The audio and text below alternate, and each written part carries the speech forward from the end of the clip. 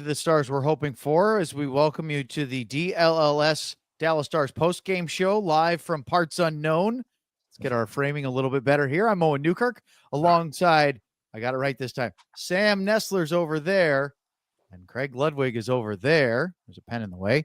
And somewhere in the great void that is off camera is our producer, John Anderson. Guys, we were hoping for better. It didn't turn out that way today, as the Stars fell behind big, and we'll get into some of the turning points of this because it wasn't always a runaway, but by the end, you know what continues to happen?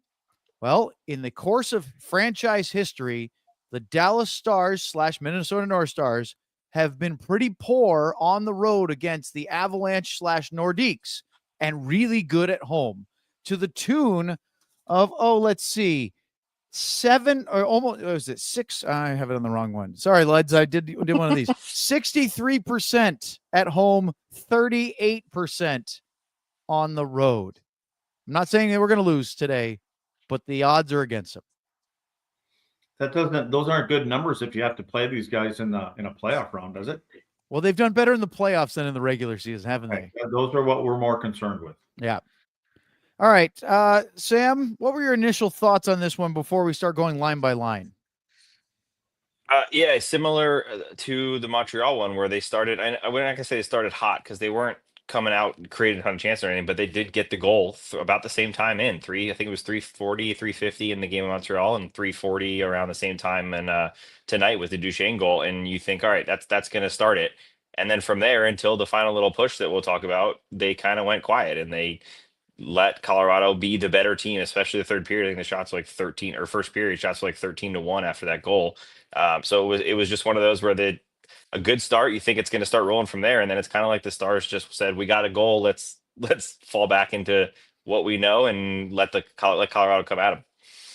Luds, it felt like the first period was just a case of special teams and goaltending for the Stars, and other than that, 5-on-5, they didn't really offer a whole heck of a lot.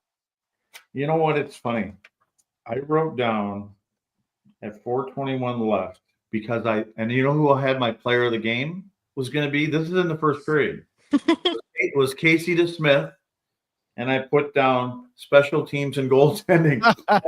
That's how I thought this game was going to play out. So we should know better. I should know better when you're playing against a team like Colorado that's got some of the weapons that they do.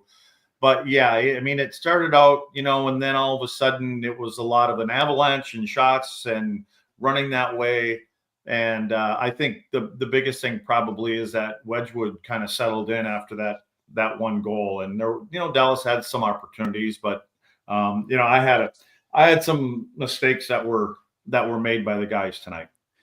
The Stars scored a power play goal on the road. Hey, how about that again? Yeah. They're going to get another one, too. We'll talk about it later. But Matt Duchesne, beautiful shot. This is a mistake by Scott Wedgwood. It's also an incredible shot by Duchesne because it's not easy to pick that corner. He goes short side high. And Luddy, I texted Sean, who didn't answer me, so he must be doing something with his family today. I initially thought this is the reverse VH, the RVH mistake, but it wasn't quite that. Instead, it was Wedgwood bites a little bit as Duchesne does a bit of a pump fake and he drops down into the butterfly, and then Duchesne has it because then what Wedgie does is he sort of does his post lean into the RVH and leaves that little space open. And I'm being nitpicky, but if he stays on his feet there, he's got the upper part of the net covered. That's just part of being a butterfly goalie. You have to give up something if you're going to go down on your pads like that. Well, and I think it's I don't want to call Wedgwood a small goalie, but he's not a big goalie in the sense of what we see in the league.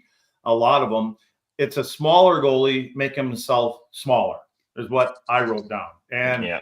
And Duchesne has done this from both sides of the ice this year. I mean, we've seen him go short side high, and I think when he came off the wall, what I love the most about the whole play is I believe he was getting booed on the entry on the other side of the ice when they came in. Everybody was booing him, and he comes around and one way to silence him up eventually.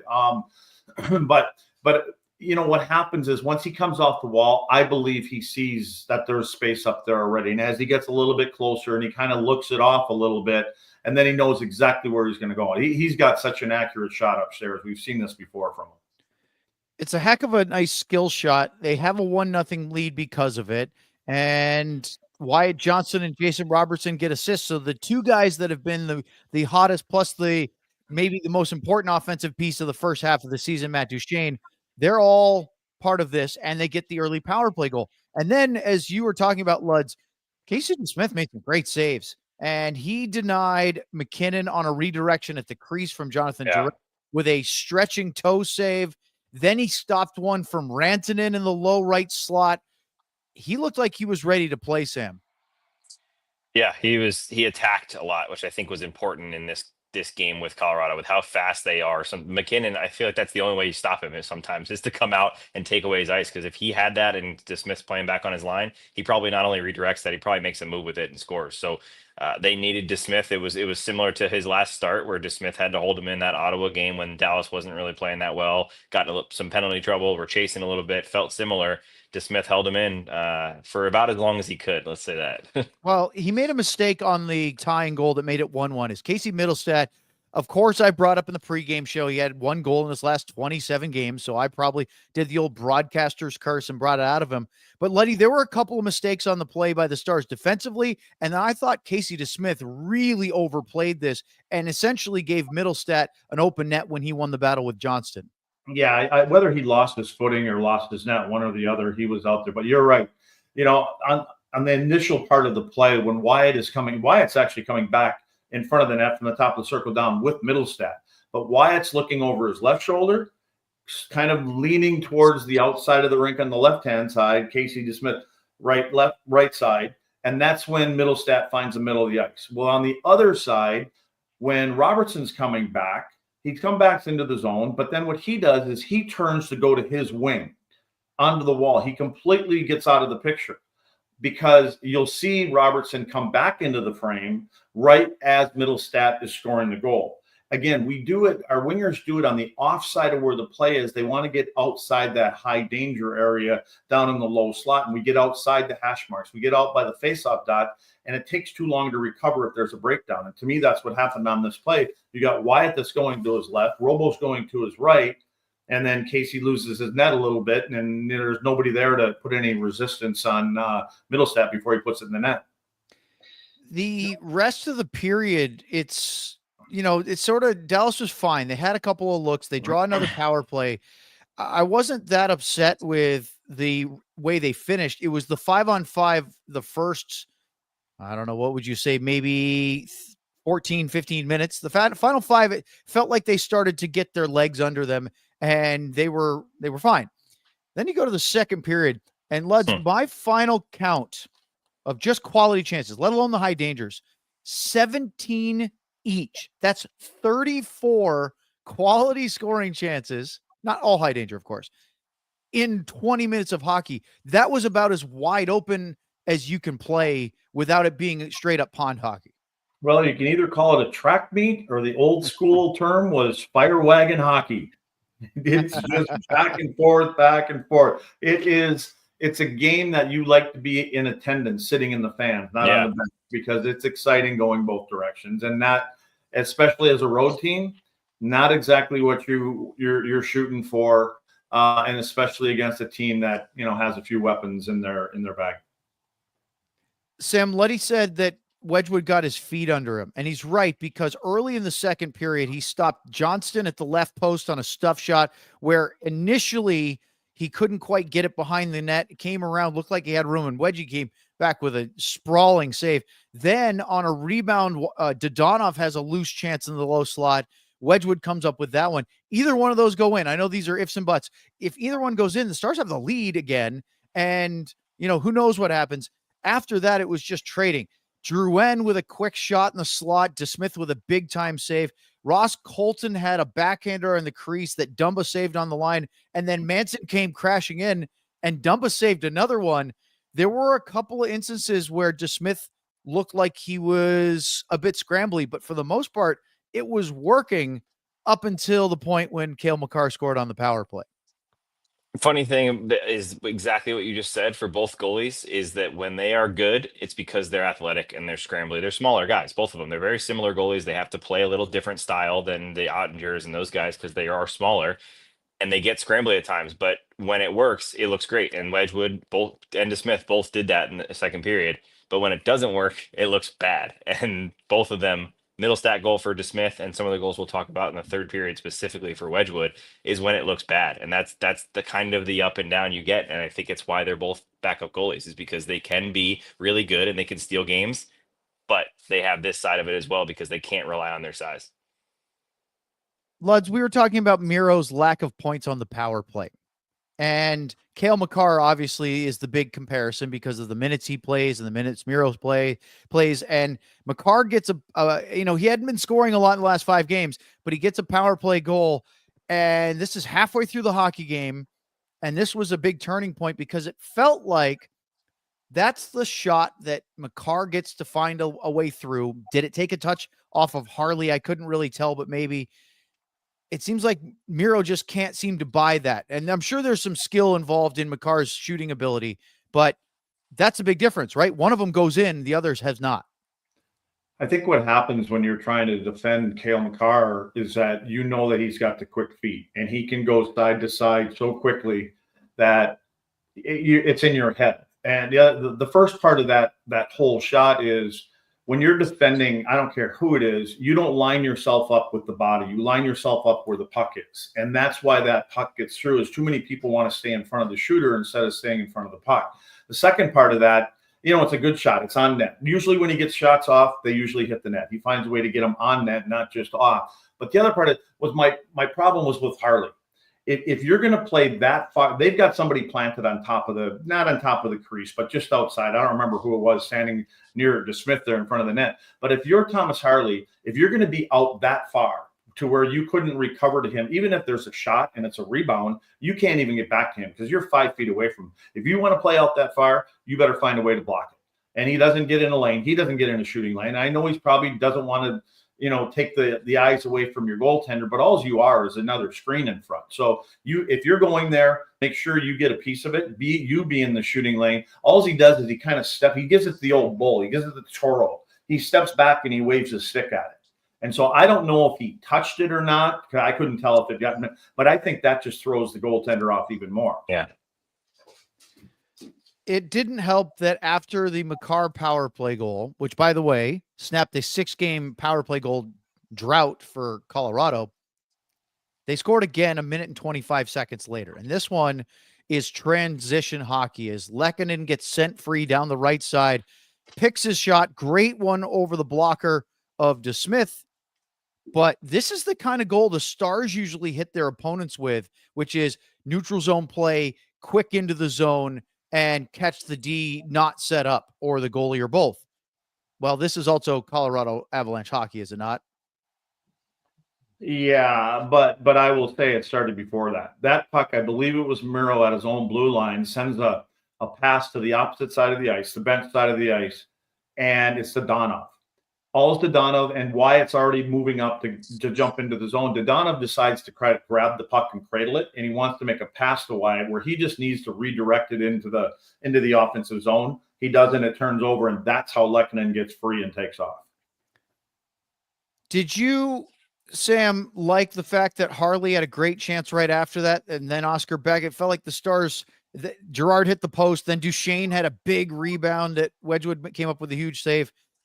They didn't go away in this one, even though they were down 3-1. They didn't go away at all. And I think that's important. You can't get a huge win without winning the game, right? You don't get a lot of the style points and things like that, but it is important to show that. And then Pete talked about it. I can't remember what day it was last week, about how even the Ottawa game, when they were not nearly close to their best, they were chasing the game, they were still in it. And whether that's the goalie keeps you in it or you get a couple bounces, it doesn't matter. That staying in games is what's important, especially divisional games. If they had found a way to get a point here, that is a huge deal versus losing 3-1 or 4-1. So I think it's just important, and it's a nod to this team and their veteran leadership that they really don't go away. And even when they were going into the third period here.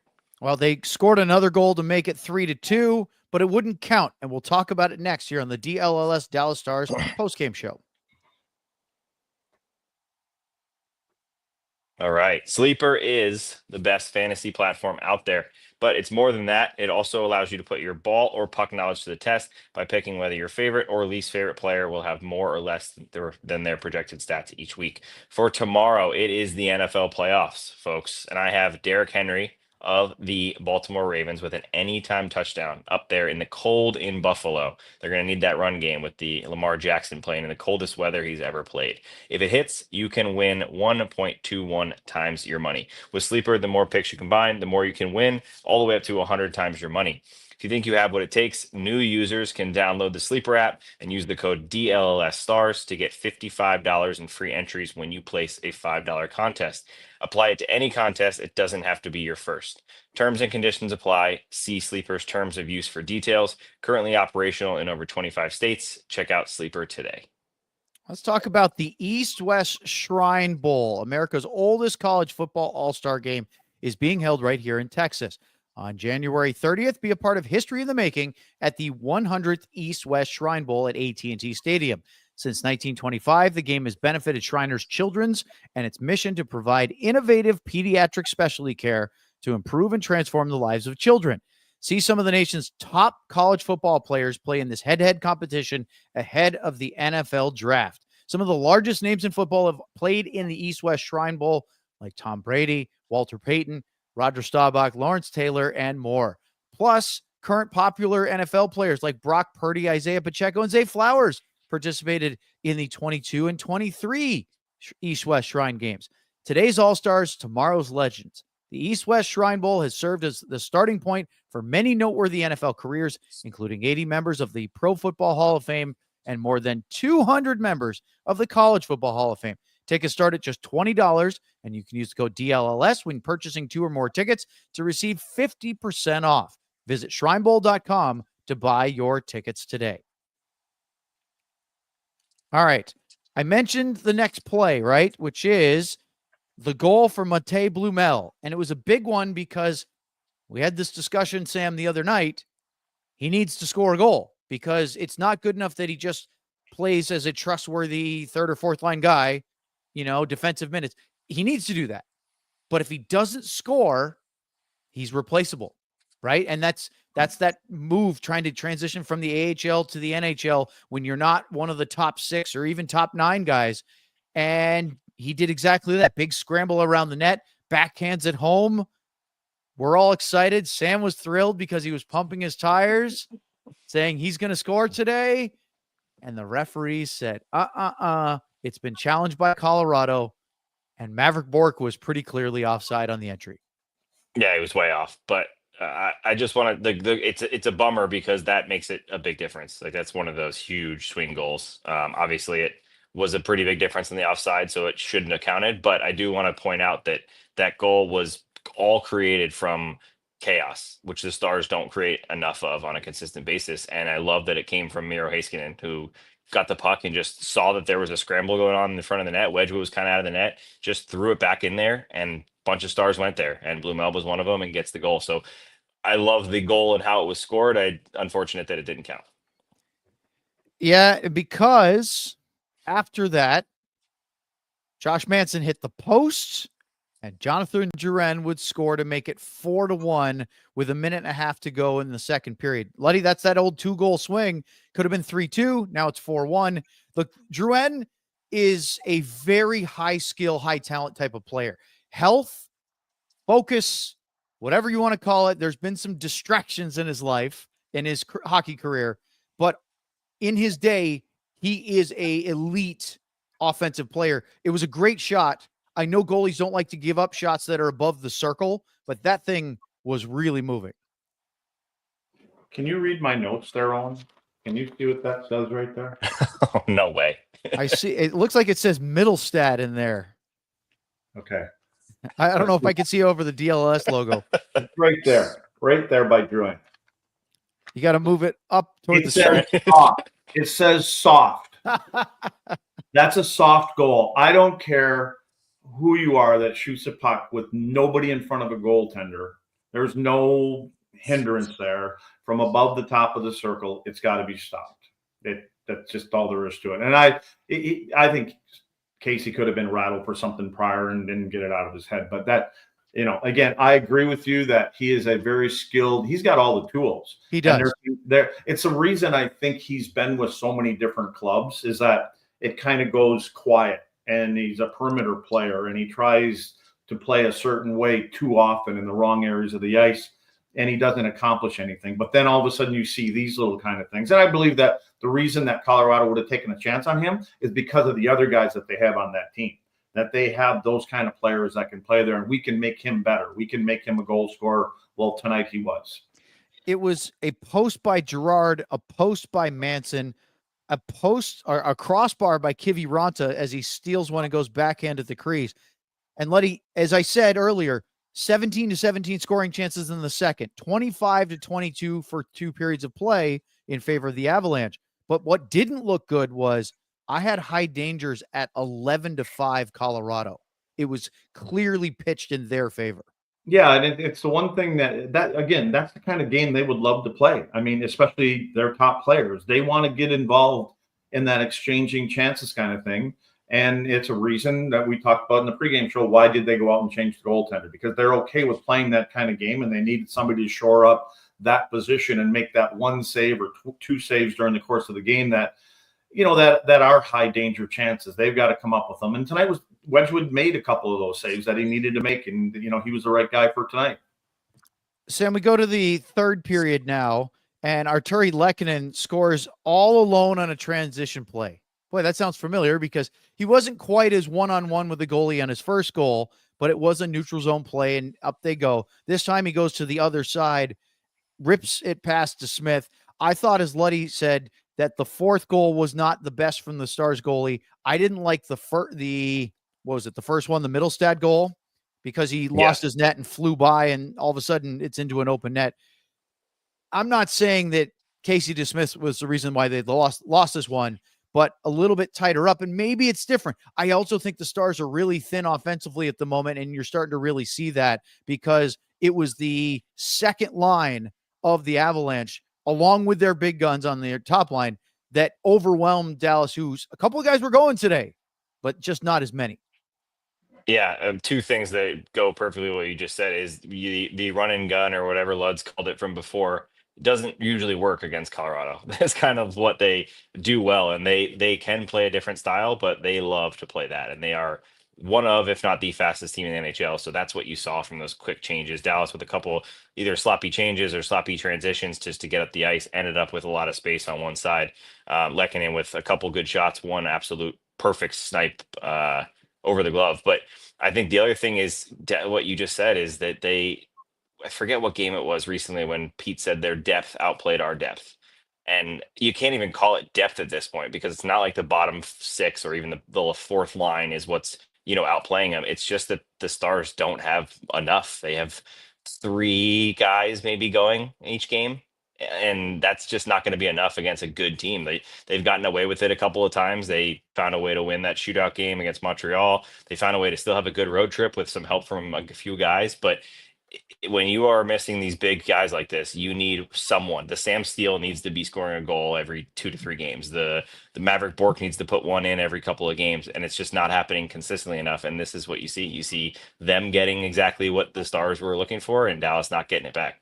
Hey, Sam, you said there was some space open on that side of the ice. I think it was because Matt Dumba must have noticed that there was a piece of tape coming off of Merrill's shin pad, his right shin pad, because he was right there next to him. I mean, he could have tapped him on the butt. That I don't understand on that entry. I do understand. Yeah, that's where his guy was. There was 2 guys coming, one on Merrill, one on Dumba, and there was nobody over in the middle of the ice, and that's why there was so much space over there. At that point, guys, it's 5-1 Stars, and then Casey Middlestad gets a wide open chance at the left side of the crease. Smith makes an unbelievable save, but I'm thinking this one is going to be a laugh for the last 12 minutes or so. And then Jason Robertson scores twice, almost identical plays, as he banks one 5-on-5 from the trapezoid off of Scott Wedgwood. Then they get a power play, and literally in the span of less than a minute, it was actually 39 seconds apart. He does it again, slightly different angle, but pretty much the same thing. And I think the second one on Wedgie was worse than the first one, as far as he shouldn't have allowed that. But it screams these two guys used to work after practice together for years all the time, and they just know each other that well, especially Robo trying to find those soft holes. Yeah, I thought it was funny with the first one. The first one was partially Wedgwood, partially he was kind of running into, I think it was Taves was behind him. So it was a tough spot for him to be in.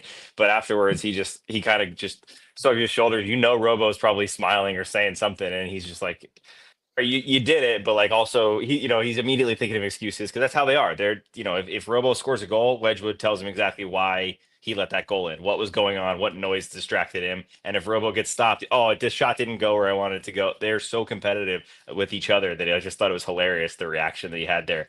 But yeah, Robo confidence, he throws the puck, and he's not more confident than against any other goalie than Scott Wedgwood. So it was funny that they were very similar. The second one, I'm not really sure what Wedgwood was doing.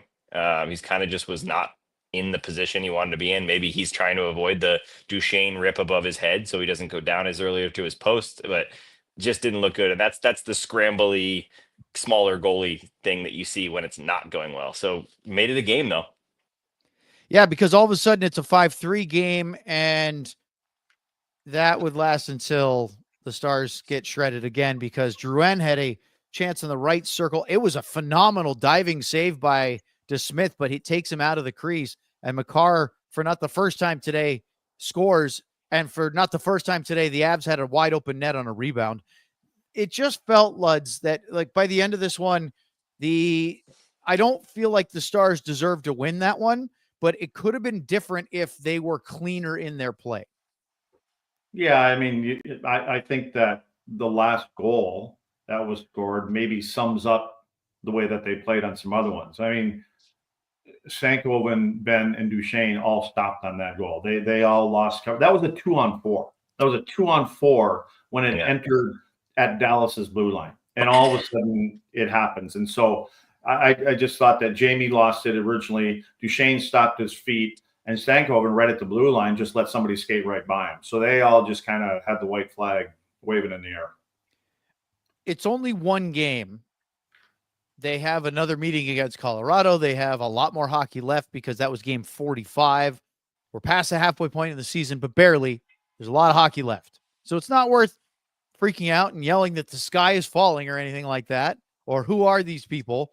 But I do sit here and feel like the narrative goes back to health.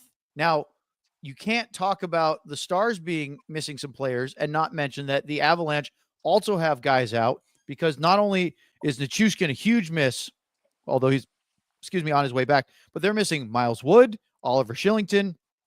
Obviously, Landeskog is on LTIR, and I don't know if they can actually count for him to come back or not. It would be a great story, but they have some guys missing too.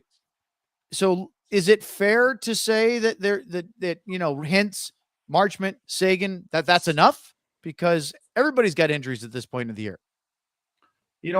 I was looking at the minutes tonight at the end of the second period, and it seems to me that when everybody's in the lineup, the minutes are more evenly spread.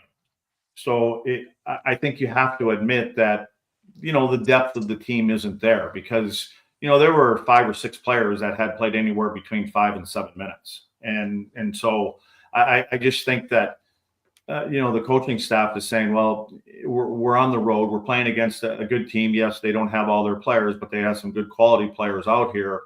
And we don't want to take a chance of getting a missed matchup if we don't have to. So you start double shifting guys trying to play that game. Well, they didn't come out against these guys here. They must be coming out within a shifter now. And so you get that out there. Next thing you know, you get pinned in your zone with that line that you've had to put out there because you didn't know what was going to happen.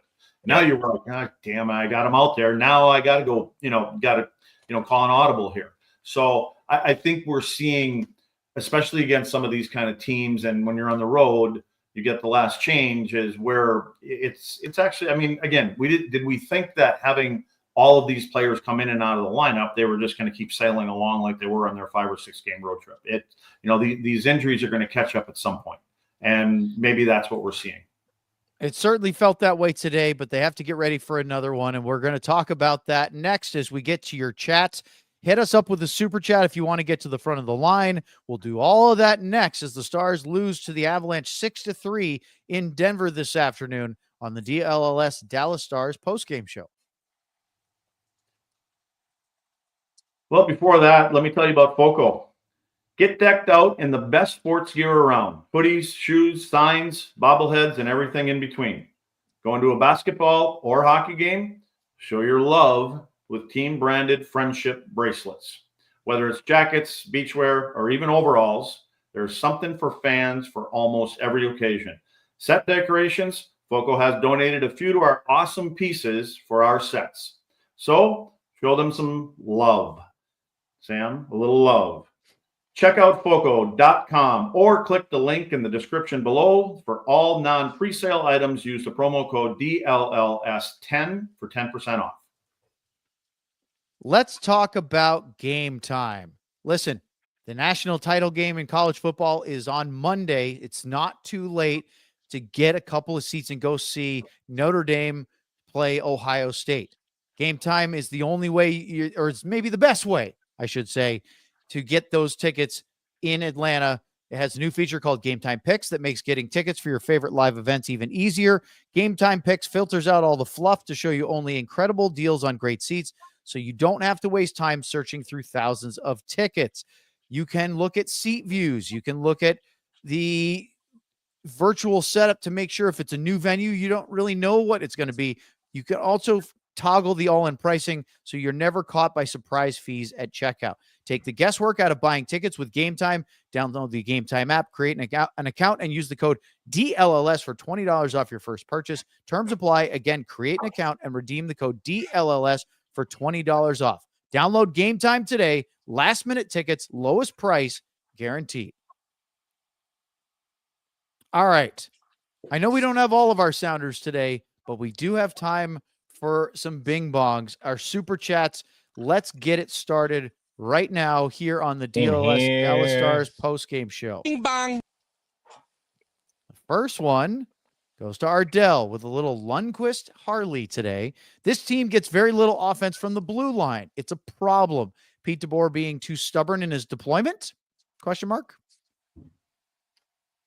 We've actually discussed that every once in a while. We're wondering if when do you get to a point where you go, okay, maybe somebody else, let's just throw something out there, see if something sticks up against the wall. And I know that we've talked about, we talked about Thomas quite a bit, but another guy is Nils Lundqvist. I mean, Nils has the ability when he gets the puck, he doesn't try to do anything else but get the puck on net. So he may be another option that they could turn to at times. Anything else about the defensive deployment, Sam, that you want to add? I mean, obviously Harley gets a ton of minutes. We have another couple questions about power play, so we can get into that a little bit later. Yeah, I won't say anything about the power play yet, but I will say, going with what Lud said, that the tough part for Dallas right now is we talked about in the pregame, they have Harley and Heiskanen, and Lindell has, I think, 14 points, so he chips in a little. But other than that, that's really it. And they were not only expecting Harley and Heiskanen to have more points than they do right now, especially Miro, but they were also expecting a bigger chunk from Dumba and Lundqvist specifically, and then maybe a little help from the other guys. But really, they have less from the guys they needed, and they have way less from the guys that were supposed to come in and add some more offense. So that's just been a bad combination, and I don't know whether it's going to change or it's going to be a new face that changes it, but agreed. Yeah, you know what, no one, like, and it's not just the defenseman. I mean, look at the team that they played tonight. It's secondary scoring, meaning that's your third line and your fourth line. I mean, they got Middlestat with a couple, they got Drouin. So, like you guys were talking about Boumel, and yeah, there's some of these guys. And again, I know that reinforcements will be coming back in Roope and Mason. But in the meantime, these points are important. They're going to have to find ways to get these guys involved, and let's see if they can score some goals. Yeah, I mean, just to the loss of Hintz decimated the composition, because Hintz, Robertson, Dodonov obviously was doing fine. I really liked Ben, Johnson, and Duchesne, and now you have Bork, Stankoven, and Steele on your third line, and that's a pretty good 1-2-3 punch. Just taking Hintz away, and that goes back to that conversation, because I like Wyatt with Robertson and Dodonov. I like Wyatt with anybody. He's just playing really well. And I understand, Luds, why they did that, because Wyatt Johnston is good enough to be one of your top minute centers, right? He should be getting those kind of situational plays.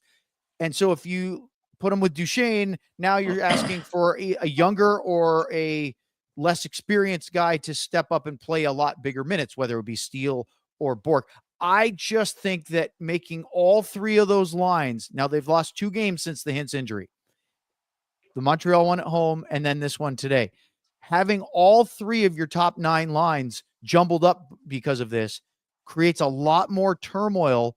You could have kept Duchesne, Johnston, and Ben together. I'm not saying they would have won because of it, but you talked about it the other day. The more change you make, the more it takes time for people to gel. Yeah, I think, and again, you can say these guys practice together, but they practice as 23 together every day. They're not practicing as groups of 3 and groups of 2. So yeah, familiarity is what helps these guys develop that chemistry and the conversations that they have going back to the bench. And anytime you're going back to the bench, the next thing you know, you're juggling things up. I think coaches typically, if they're going to change lines up, they like to go to things that they have that worked before. But I think maybe right now they don't have some of those combinations because of the 3 guys that are missing. All right, we have another one. And this one is from Jordan Crilly, a little Heiskanen and Stanley Cup here. Missing live, but we'll watch later. So Jordan wanted to get a super chat in, even though she's not actually watching right now. Thank you, Jordan. Our roster is struggling with key players out and being heavy on rookies. When do you think we can expect a move? I mean, as far as a trade, I don't think we see anything until either right before or most likely right after the 4 Nations tournament, because as Jim Nill told our colleague Sean Shapiro just this past Tuesday in Toronto, every time something changes in his lineup, his needs change. And anytime he calls anybody about a player, the price goes up because now somebody else is interested in said player. At some point, Luds, they have to pull the trigger on it, but I don't think we're going to see it until we get to the later, like last month of February or right before the deadline start of March. Well, they are looking. They are definitely looking. And I think when the right one comes into play, as long as the terms are right, they'll pull the trigger. It doesn't have to be after. I think that they were looking even prior to these guys getting injured. So they're looking, but they're not going to sell the farm. I mean, they're going to look for the right deal. And I don't think that there's certain players, younger players, that they're willing to part with. So, it's got to come along. But the more that this kind of thing happens, when you're not winning 2 of 3 and losing 2 of 3, sometimes that expedites the moves. We have a couple of other chats, non-super chats that we can get to. So, John, go ahead and throw a couple of those. Russell Lightfoot writes in, Luds, what do you think makes the Stars look so scrambly at times? It almost looks like panic. Well, when you're playing, what I will say is when you play the system that they're playing and you're playing against some players that have the quickness, like a Makar on the point and the McKinnons and Rantanens that are 50 players and they're in and out. Even Drouin is like that kind of a player. It's hard. It's hard to, and what happens a lot of times is they cross paths. And we try to teach it to our younger players all the time. When you're playing against a team that wants to play that kind of system, you have to interchange places. You have to go behind. You have to skate in front, and without interfering, and it loses coverage. And there's times when you can see it coming, you have to back off your matchup for a split second. And in this sport, you give somebody a second, it creates a lot of space, more space than you want. So again, it's a system that can work well against certain teams, but there's other teams that it's going to give you problems. And I think we've seen that now. And especially when they get below the tops of the circles. And now there's more numbers down there and you get a defenseman involved offensively. Now you've got 8 or 9 players that are trying to match up against each other. Not necessarily from the opponent, but you're trying to match up, and there's a lot of bodies you got to tap dance around. Let's go to the question. Where is it? Oh, there was a question about goaltender choices today from Lane. Kind of wish we played Casey versus the Sens. I think you mean Montreal. And Ottinger today, then DeSmith tomorrow. the thing is, I understand the thought process of you want Otter against your division rival, the team that's now tied with you in points, although you have games in hand in Colorado. But there's two things, Sam. One is Ottinger outdueled Sam Montembeault in a shootout in Montreal. And more importantly, they wanted him to play 2 of these 3. I'm positive. I'm not saying they told me this. I'm sure that they wanted their number 1 guy to play 2 of these 3 and not alternate 3 in a row. Were you at all surprised that they didn't have Jake play the Montreal game and today and then come back with Casey against Detroit tomorrow?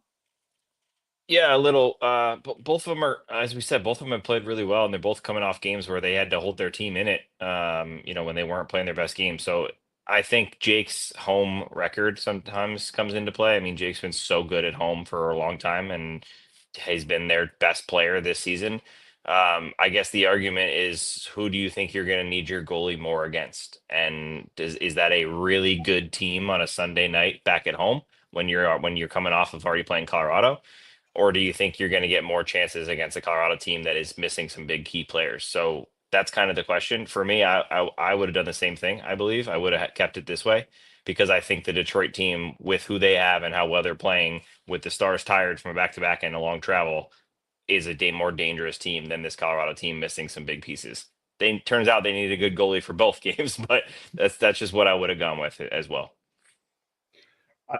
I sent you guys a message, and no one no. I would have put Jake in tonight. I would have. I'd have put him in after the 4th goal for sure. I would have put him in. If he can't play 18 minutes tonight and then play again tomorrow, then we got a bigger problem here. No, I understand. Because I don't think you give up. Because it just seemed to me there was, hey, that shouldn't have went in. That one definitely shouldn't have went. And I think sometimes you get a little bounce out of that from your players when that guy comes back into the lineup. So, and there's no question that they're going to make sure that they don't overplay a goaltender. Any team will do that where you don't want them going in fatigued and pull something. So, but I don't know. I don't think he's had I don't think either one of them had a super, super heavy load, especially Jake in the last 2 to 3 weeks in the games that he's played in. I would be more worried about Jake getting injured because of coming in cold during the second period than I would be about fatigue. As you said, Let's, it's not like you're putting him in the first period and asking him to play 45, 50 minutes. Well, then why do they have backups that come in and all of a sudden they give up 2 goals and they put the starter back in? They worried about him getting cold and over cold? They're worried more about their starter getting hurt than their backup. No, I know. I'm saying, but Casey DeSmith has played games before and gotten pulled. Yes. Jake has come in. Well, then how does that philosophy not play out? No, I understand. He was cold. He was cold then too. I think it's a little different when there's a back-to-back because that game is in play. But we just saw Levi Marilainen for the Senators play both games of a back-to-back, and he was pretty good against the Stars, wasn't he, in that second game? I just saw him score 2 goals in a men's league game a couple of days ago, but that means nothing. No, I don't have that brag tonight.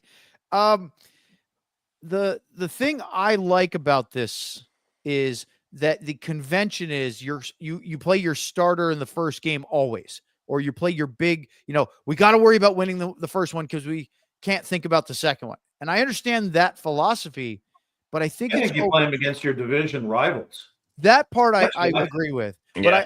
But if you took that off the table for just a second, I don't mind holding your starter for the second night in the sense that if your team's playing with some heavy legs, maybe Jake tomorrow can sort of carry the weight, so to speak. I don't mind that idea. But against Colorado, yeah, I kind of want. I mean, look, Casey was good for a lot of it. The rest of the team in front of him wasn't very good as far as defending. That didn't help at all. I agree. All right. Let's see. How about the power play? Couple of chat questions, thoughts about the power play. Obviously, people think that the first unit is playing too much. Miro maybe shouldn't be on the first unit. But here's the thing, guys. On the road, Dallas got 2 more power play goals, and they have, 8 now in their last 7 games?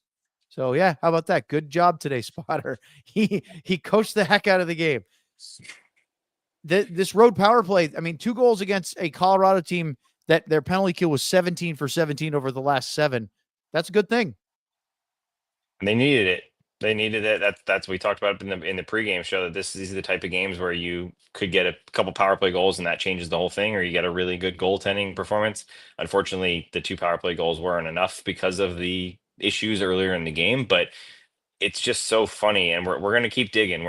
We promise you guys, we're not going to give up on the home versus road. There's something there, whether Pete will answer it or not. Maybe we have to talk directly to an assistant coach to get it more of an analysis, but I just don't think you can say, we don't know, and we're going to try to figure it out. But we don't know the difference is what we heard 2 seasons ago with the road versus home. It's what we heard earlier this year with the struggles on the road and their almost perfect record at home. And it's what we hear about this power play. And we'll keep digging what the difference is, but there's a drastic difference. I mean, they are dead last from home power play and 10th, I think, on road power play. Hey, Sam, you're getting chirped in the chat, which I know is nothing new, but this time it's from @DLLS Sports. Sam couldn't have turned the studio lights on. I think I know how to do that. There's some shadows there. You think I know how to turn these things on? When did you pop into the studio? Because I feel like the pregame show, that's not your background. No, I came at the end of the first period. Oh, yeah? Yeah. Just wanted to sit in the studio with nobody else? No, I got plans. Someone needed the car, so I needed to get down here. But I did test out the basketball shooting thing that's up there as well, which is a good time. But I don't know how to turn the studio lights on. Give me a break. All right, I made it in here. That's better than Lud's. I've been in the stairwell. I just find it funny because nobody else is there, are they? No. Yeah. It's very, very I quiet. think that's kind of creepy. It is. Why don't you just stay? There must be some in your free apartment? cookies there. There's some cookies left over or something like that, Owen. No, I promise you it's not that. He's going up to the fridge to eat dinner from the last month. There is a turkey lunchable up there from Christmas, though, in case you want that, Luds. Oh, grief. Well, that we'll continue to make fun of Sam, but right now we have to get ready for our final segment, and we have to get Luddy out of here. He's got a game to coach tonight here on the DLS Dallas Stars postgame show. And before we do the final segment, let's talk about being a diehard, which is over in, well, my screen's not that big. Over there, right there, Sam. You're not even paying attention. Look, it's right there. You're the QR code. Use that QR code, or you can go on the website to alldlls.com. Okay, there, right there. Thank you, John. And you doing so, you can find the information to sign up to become a diehard, which is the top level of support of DLLS. If you sign up for the annual diehard subscription, which is a very reasonable charge, monthly or annually, you get a free DLLS t-shirt to go with your purchase, which means you can pick anything out from the t-shirts available on the DLLS merch store. I'm not wearing one right now, but we wear them in the studio all the time, and they are very soft, very comfortable. Sam went to go find one or maybe go wreck a bathroom. I'm not sure, but yeah, I got Luddy with that one. I knew that was coming. That's time for me. Just Get out of town. And that is when Lud says, I am out. Hey, Luds, are you done? Yeah, he's done. He got scared by the suggestion of Sam destroying another toilet. But in addition to the t-shirt, being a diehard gives you access to all the writing, whether it's with Sam or Sean covering the Stars. Sean had a great piece on Evgeny Dodonov the other day, but it also gives you all the options from all the different sports that DLS has. Remember, we have our Mavs show, our Cowboys show, Rangers. I believe there's a big fan fest that Abby is over at the ballpark right now, covering and doing stuff for our social team. All the things that you would like in DLS sports can be found right here. And if you're a diehard, not only do you support that, oh, look at that. Sam found a way to get his lighting a little bit better in the studio by himself. I'm still not sure why he's there. By the way, Luddy bailed on us. So I noticed. So just go to the QR code. As you can see, Russell said going to leave a present in the toilet. That's what Sam was doing, but it's actually blocking the QR code right now. Go to alldlls.com, sign up today. Not only does it support us, it also gives you the most premier access of everything that DLS does for sports coverage in the Metroplex. All right, Sam, we have to wrap this one up without Luds because... Oh, can I jump in here? Oh, look at this.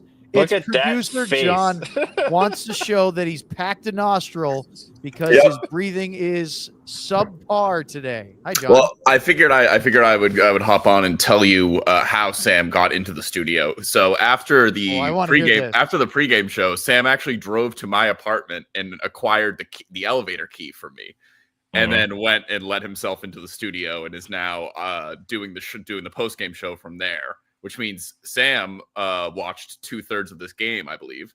Although to his credit, he did when I went out to meet him, he did have ESPN Plus up or Victory, whatever it was, with the game up on his phone. So I think he did. I don't know if you got there and then had to play a little catch up, but yeah, he's been in multiple locations and on the move during. What is going on with this? Well, I don't understand why. Why couldn't you just stay in your apartment? It's all a surprise. I'm proposing to Owen tonight. What, are we having another one? I also thought it was very confusing, but I didn't feel like asking any questions as to why. I understand in your current state locations. Hey, Luds just got into the chat and said, "I'm listening." Bing bong. Oh, get out of here! Oh yeah, he's listening. There he is. He knows how to do it. That's shocking. Bing bong. Yeah, I did go see John, and it was pretty entertaining. John came out in his sweatpants with his high socks, looking like a goober. That's possibly even more than he looks like a goober right now. I feel like, John, that we're going to have to do a deeper investigation into the motives behind our intrepid beat writer, but maybe it's not not tonight. exciting. I promise. Yeah. Well, supposedly I'm getting that key back tonight, right? Because I need to use it to get into the studio tomorrow, so that I don't have to go through the restaurant downstairs again, like I did, like I had to last weekend. And we want you to do that also because we have to get into the studio tomorrow. Yeah, I'm sleeping at your place, John. Did you not see that text? That part of the text? Yeah, I pushed the beds together already. If Lud's left, can I leave too? Yeah, we all did. No, I'm leaving now. Enjoy the next 9 minutes. Thanks, Looking John. great there, John. All That's right, a great Sam. Look. I'm very confused. I'm a little disturbed, and I'm going to decide not to ask questions right now. Smart. Yeah, look at John wanting to point out that people giving John a little love, like Lane saying, "Look at that GOAT producer," and "Did you get into a fisticuffs? Who kicked your ass?" All those things.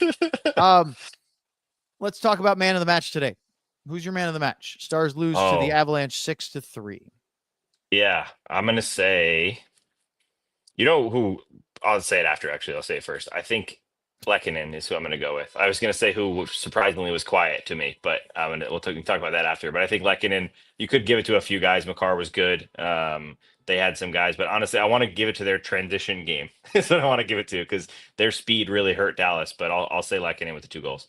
Yeah, I mean, I know what you're saying is Nathan MacKinnon didn't have a lot of points. He had 1 assist in the game. For him, that's a light night, but he wasn't quiet. He was fast. There was a rush that he had in the 3rd period where he looked like he was shot out of a video game cannon. It was incredible. His speed when he really winds it up and goes, it's unmatched except for maybe a guy like McDavid, but he has so much power in his stride. He's really scary as far as watching guys try to defend him. But Lehkonen had a 4-point game. Absolutely have no problems with you going that way. As far as me for the Stars, it's probably Jason Robertson, 2 goals and an assist, 3-point night. But Lehkonen, Middlestad, and Drouin, that line combined for 4 goals. And that was the difference in this hockey game. It was that line. And that's the thing is for as scary as McKinnon, Rantanen, and Makar are, and Nichushkin when he's healthy, it's the ability for the Stars or anybody who's their opponent to nullify them, but also win the battle of the other lines. And today the Stars didn't do that. Yeah, I was just looking at the stats before we started on the show, and the Stars do have, I think, 7-10 goal scorers this season. Yeah, 7-10 goal scorers. But after that, and they're all top 6 guys. Obviously, there's 7 because they've mixed them out the lines a bit with the injuries. Sagan's below that with 9, and then it's a huge drop. You get down to 5 and 6 and 4 and 1 and zeros, and that's the difference. You know, the Stars were, what did they have, 8 20 goal scorers last year? So that's what made them so lethal, is that they have that extra depth on top of it. You have the guys that are going to put up 30 or 35 or have, you know, maybe if they're lucky again, have 100-point, 90-point seasons. But the guys that put in the 10 and the 12 that right now have 2 and 3 is what makes a big difference in seasons and within games, especially lately where they don't have 3 of their top offensive players. 2 of them we don't know. Marchment's still at least a couple weeks away, if not more than that. Sagan's a long way away. It just feels like they need that to step up. And we got a little taste of it on the road. We saw Maverick Bork, so Logan Stankoven step up a little bit with his 2-goal night, but they need it on a more consistent basis to be able to compete without these guys. I'm laughing because Luds is in the chat still, and he's on his way to coaching his U18s in their tournament this weekend. They have a game tonight, but he couldn't resist getting in the chat and saying that his man of the match would be calemakar. Scored 2 And he big spelled goals. it wrong. Well, he's driving, so the fact that he didn't crash when he did it, Yes, I'm not going to please get stop too hung up texting, Luds. on spelling. Yeah, look, Makar's really good. 2 big goals for him. The second one really iced it because the Stars looked like they had maybe a chance to get that 4th goal, and then all of a sudden it's a 1-goal game. But look, it's not the end of the world. It's not doom and gloom. It's disappointing because Dallas has been playing really well lately. But if you add just Roope Hintz back in this group, it makes them a much more deep and dangerous team. You put Mason Marchment back in there. That's even better. Tyler Seguin. Long-term, I'm not concerned. I mean, they've been winning a lot of games. But as Luddy talked about the other day, Sam, their schedule right now going through these next couple of weeks, really, really good teams. And I'm just glancing at it. Detroit tomorrow, Carolina, and Vegas, the next 3 at home, at St. Louis, at Vegas the following week on Tuesday, the 8th. And then Vancouver has been poor, 2 wins in their last 10, but you never know when they're going to break out. And then the surprisingly red hot Columbus Blue Jackets are in town before the California road trip, before the Four Nations. There's some good teams on that list. And hopefully they can get Roope Hintz back, because Hintz being out of the lineup really makes a difference. And it's one thing if Hintz is out, but everybody else is there and you pick up the slack. But when you're already missing Marchment and Seguin and Pavelski from last year, but that's not a this year problem in the same way. Yeah. But having those other 2 already out, then you took an entire line of your top 6 out. That's hard. Yeah. No, 100%. And I think the key you just said is that there is one player that should be back. We don't know. We've seen guys stay day to day for a lot longer than day to day. But the sounds of it and the hopes of it seems like Hintz should be back pretty soon, even as soon as tomorrow. So the positive is that on that side. The negative is that whole schedule you just talked about. They're not getting Mason Marchment back during any of that, and they're definitely not getting Tyler Seguin back during any of that. You don't think we're going to see Marchment before the Four Nations tournament? If so, I think we see him on the California trip, the West Coast road trip. That's just my opinion. The timetable was pretty rough, right? It could be on the earlier end. But I just think that, even if they get him back for that, it's a lot of tough games. And that's why I think it's so important. Yes, the long term looks good. Yes, the trade deadline is probably going to bring someone in that can score some goals. So we don't know what level or what caliber it's going to be. But for the time being, none of that's happening. They're not getting those guys back. They're not trading for anybody before this break. So it's a really important time where the guys like Sam Steele and Colin Blackwell and Maverick Bork and Logan Stankoven and Oscar Beck and all these other guys, this is their time to help this team, because the Stars are going to get a good game or a great game from a Robo or a Duchesne or a couple of them like they did tonight. But it's the next line of offense, like you brought up, that needs to be there. And they're not going to beat Vegas and Carolina and all these teams in a short succession with 3 guys scoring or 2 guys scoring. And that's going to be something really interesting to watch. The other thing, too, is that as we get into the second half of the season, things are going to tighten up, and there are going to be games. Obviously, today there were 9 goals, but there are going to be games like Montreal where it's a 1-1 game, and it was a fun one. I actually thought it was a really good game. Stars had some great chances, and the goal didn't go in, and then they get the tip-in goal from Newhook, and they win the game. This one was very different, like from that, and that's normal against Colorado. They have a way of really bringing teams out of that, and you're going to have these high run-and-gun types of things, but, in the same token, it's okay especially with Jake Oettinger in the net, to play in those low-scoring games. Thanks to everyone who joined in on our television platforms. Make sure to like and subscribe here on the pod, and check out ALLDLS.com. All right, back to the show. Sam, with the time to turn the pages now, because the Stars have to play tomorrow against the Detroit Red Wings, who are in Tampa right now as we speak, trailing the Lightning 1-0 after the first period. So I don't know if it's any consolation. The Stars do have to travel back and lose an hour, whereas Detroit gains an hour, but they will probably not be done for another couple hours. Then they have to fly to Dallas.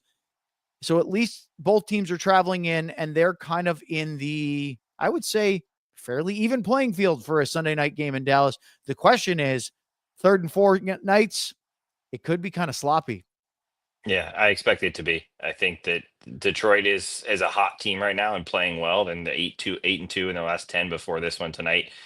But they are not a perfect team. They are still a team that is expected not to make the playoffs, which means they are a imperfect team that is on that bubble we're talking about, who might try to make a move and make the playoffs, or might try to sell and really push this thing to the next step with some better players. But they are a dangerous team, so it could be a really sloppy one. It could be two tired teams, and like I've said it a million times, but it could come down to that goaltending battle, which is why I think the Stars are very confident with Jake Oettinger coming out at home, and he might have to be ready to handle some odd man rushes and things like that, especially early, because if Roope comes back, it'll be a big help, some fresh legs. But I don't expect them to have any other changes in the lineup unless they decide to make a quick recall tomorrow morning and swap out another youngster. But it's going to be two tired teams. It's two teams that have played pretty good hockey over the last little stretch here, and it should be a fun one. The thing is that since Todd McClellan has taken over as the Red Wings head coach, when they fired Derek Lalonde and brought McClellan in, I believe they've lost 2. And one was their first game. Yep. And so they've been really, really effective. He's a good coach. That doesn't mean it always works, but expect a really tough game tomorrow night, even though both teams might be tired. But that's more important of Sam, of try to get the lead, keep the lead, get great goaltending, and figure out something on the power play at home, because it has been brutal. Road power play, very good. If they were 10th in the league at home power play, boy, they'd probably have lost like one home game instead of they're 16-6-1. Excuse me, at home. That's very good. The 7th best home record in the league. But there's definitely some games in the 7 that they haven't won where the power play was a big reason why they didn't find a way to get to victory. So those are my keys for tomorrow. We might as well sign it off because we have to do this tomorrow. About 24 hours, actually a little under 24 hours from now, we'll be back here. You'll be over at the AAC. Any final thoughts before we say goodnight? No, I think one thing, just to go off what you just said, just imagine how good this team would be at home if they had an average power play and not dead last. A lot of potential there. We're asking for a lot, aren't we? Average at home on the power play. Well, for the recently departed, but still with us, Craig Ludwig, who's still listening and driving and hopefully not hitting anything, and for our very intrepid and fighting it through injury, or an illness in this case, producer John Anderson, for the nomadic Sam Nestler. Where will he pop up next? Who can say? I'm Owen Newkirk. Thanks for joining us tonight. We appreciate it as always. We love all the interaction. We have a lot of fun. I know you're not always going to, when we have to do these, you're not going to get all the Steve Spot photos and Sam Steels and all the drops, but I hope you still enjoyed. We'll see you tomorrow night. We'll be in the studio where we will have the full complement of bells and whistles and buttons here on DLS. Until then, so long, everyone. We all silly like the mayor.